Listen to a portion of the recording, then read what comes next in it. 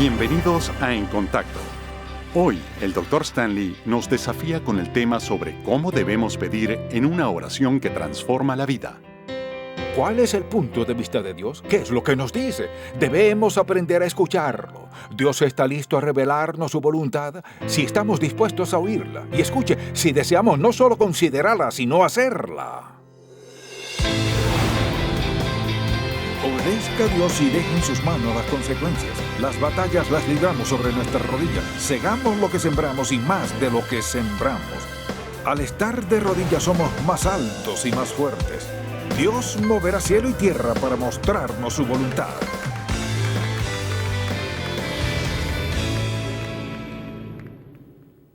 Si alguien nos pide que oremos por él, ¿cómo reaccionamos?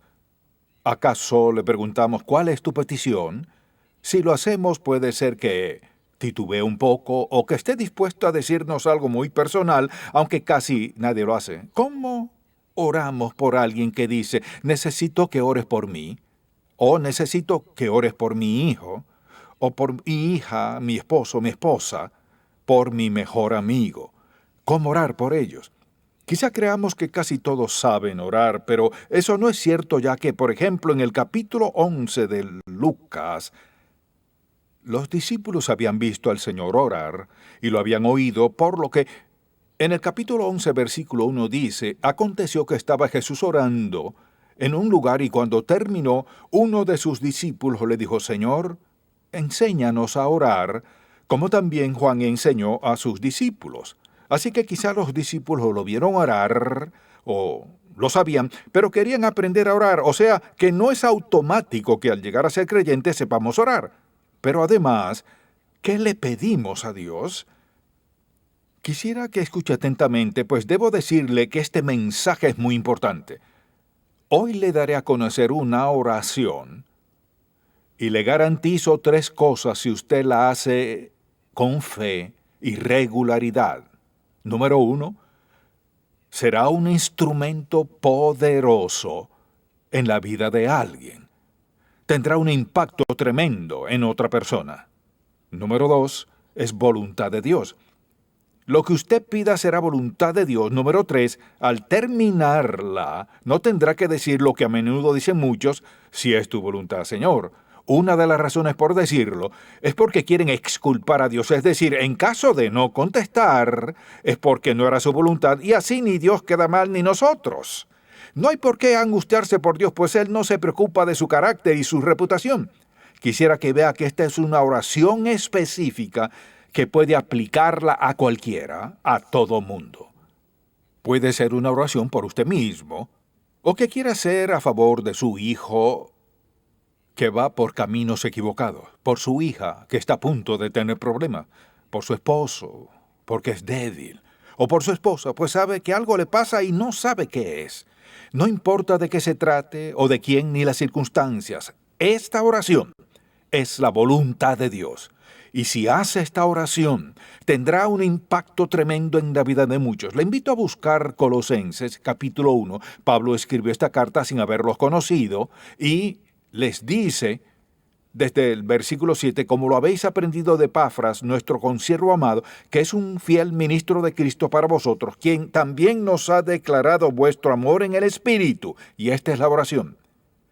Por lo cual también nosotros, desde el día que lo oímos, el amor de ellos, no cesamos de orar por vosotros y de pedir que seáis llenos del conocimiento de su voluntad en toda sabiduría e inteligencia espiritual, para que andéis como es digno del Señor, agradándole en todo, llevando fruto en toda buena obra y creciendo en el conocimiento de Dios, fortalecidos con todo poder, conforme a la potencia de su gloria, para toda paciencia y longanimidad, con gozo dando gracias al Padre, que nos hizo aptos para participar de la herencia de los santos en luz, el cual nos ha librado de la potestad de las tinieblas y trasladado al reino de su amado Hijo, en quien tenemos redención por su sangre, el perdón de pecados. Preste atención, pues la explicaré tan sencillo como sea posible y todos los detalles de esta oración se recuerden bien. Notemos, esta oración es completa en la Biblia y al analizar veremos que es muy sencilla y a la vez profunda, porque proviene de Dios. Yo la titularía una oración que transforma la vida y puede arrebatarnos de las garras de todo tipo de dificultad, pena y daño si la elevamos sinceramente, asiduamente, confiando en que Dios la contestará. ¿Qué dice esta oración? En el versículo 9 está la primera petición.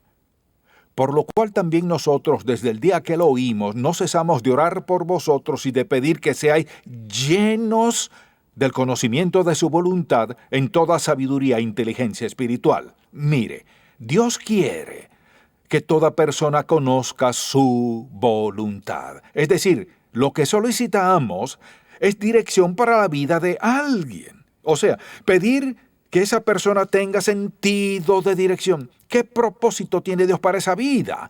Como dijimos, podemos pedir lo mismo por nosotros. Dios contestará tanto a favor de ellos como de nosotros, pero es una gran oración por quien sea. Entonces veamos que dice que seáis llenos del conocimiento de su voluntad en toda sabiduría e inteligencia espiritual. ¿Qué quiere decir con sabiduría espiritual? Mucha atención. Es poder ver desde todo el punto de vista de Dios, no del mundo, verlo desde su perspectiva y actuar basándonos en esto. ¿Cuál es la voluntad del Padre? ¿Cómo ve lo que desea hacer en esta vida? Y operar basándonos en eso.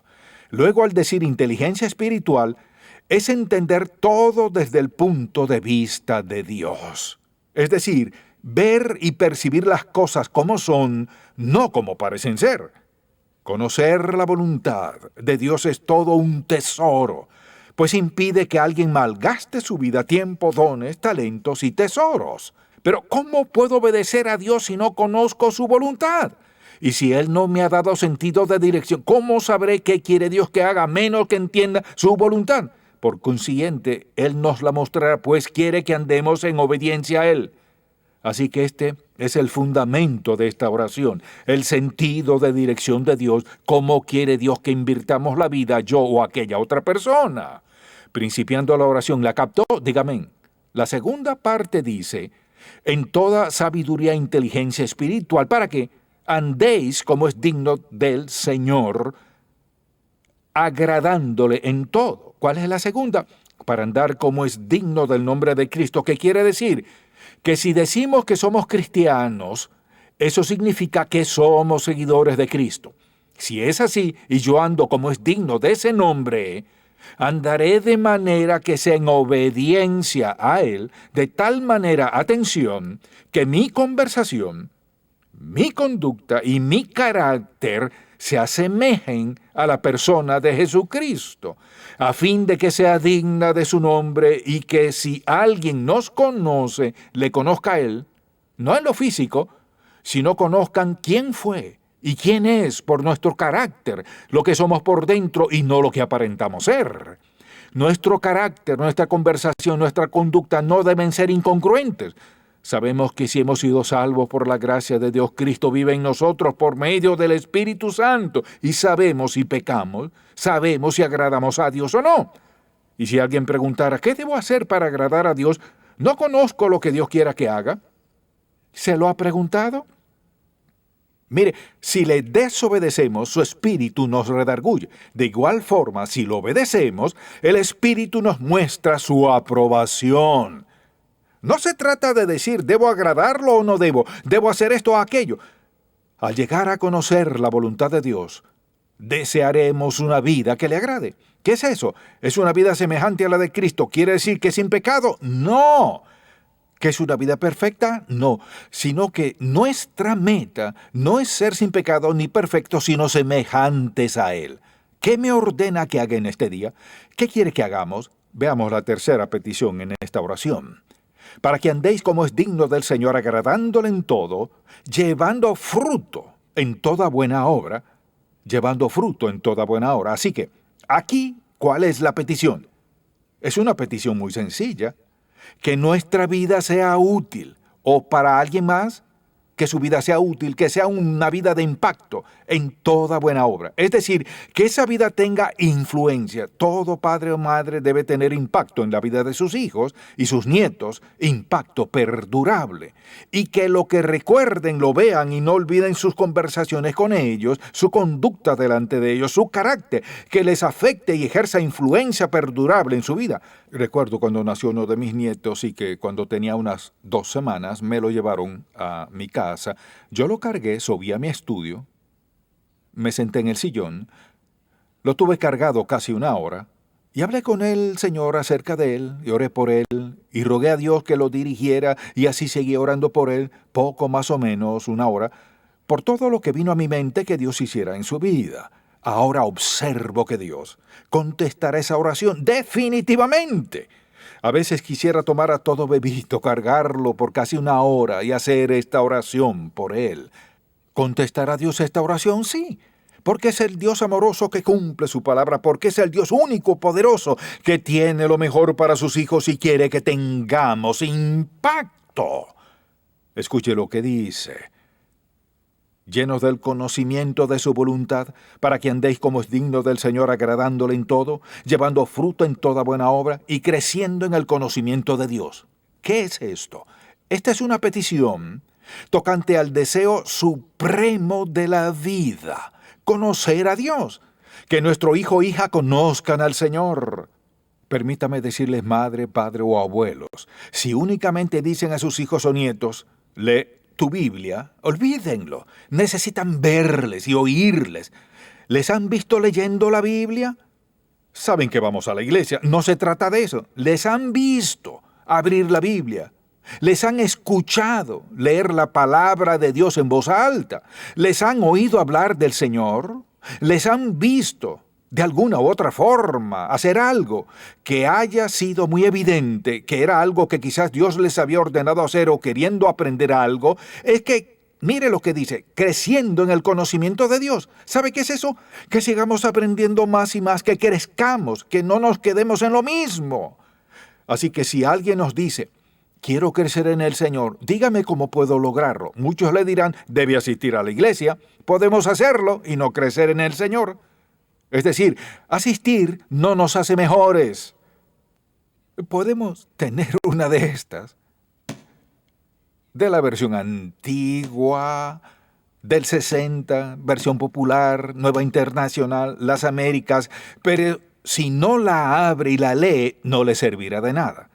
Mire, de piel fina, eso en nada le afecta. Pues la belleza externa no interviene en este asunto. Se trata más bien de ver si está algo sucia. De vez en cuando alguien se me acerca y casi siempre puedo ver si la persona la está leyendo o no, pero no se preocupe por eso. Esa persona llega y me dice, ponga su autógrafo en mi Biblia.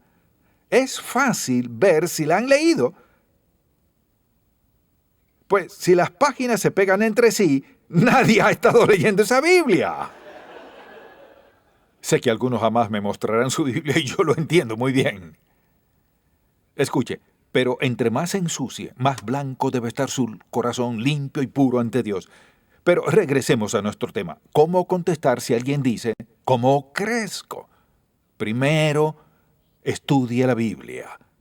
Solo así aprenderemos, pues realmente, ¿qué buscamos? Poder entender los caminos de Dios, cómo piensa Él y cómo opera, qué promete. ¿Qué sucede cuando le obedecemos, cuando lo desobedecemos? ¿Por qué hace esto? ¿Por qué no hace aquello? Al aprender los caminos de Dios, para mí, ¿cuál es el más fascinante? El primero, estudiar la Biblia. El segundo, aplicar lo que aprendemos.